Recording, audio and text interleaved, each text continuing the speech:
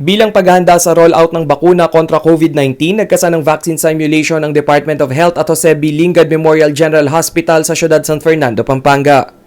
Ayon sa Public Health Unit ng hospital, ngayong unang quarter ng taon sisimula ng vaccination rollout. Kabilang sa dry run ang pagtanggap sa bakuna, tamang handling, transportasyon at cold chain management.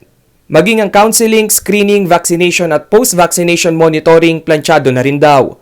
Mayroong 4 na designated vaccination posts sa JBL. Bawat vaccination area ay kayang magbakuna ng 100 katao kada araw. Una naman ang nabanggit ng City of San Fernando Health Office na sa JBL din ilalagak ang unang batch ng Pfizer vaccines na nangangailangan ng ultra-low temperature.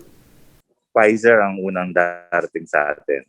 Ang sabi sa amin sa meeting kahapon, bibigyan nila yung ultra-low freezer, ang JBL. So mukhang pagka nabigyan tayo ng Pfizer, JBL natin kukunin yung stocks natin. Bukod sa JBL, all set na rin daw ang Bataan General Hospital and Medical Center oras na dumating ang bakuna sa lalawigan. Sa kanilang isinagawang vaccine simulation, aabuti ng 23 minutes ang buong proseso sa pagbabakuna sa kada individual. Ito'y simula pagdating sa vaccination area hanggang sa matapos ang pag-administer ng COVID-19 vaccine. Samantala, ang lalawigan naman ng Zambales sinabing malaki ang posibilidad na sa huling quarter ng taon o first quarter ng 2022 pa magro-roll out ang pagbabakuna kontra COVID. Rainiel Pawid, CLTV News.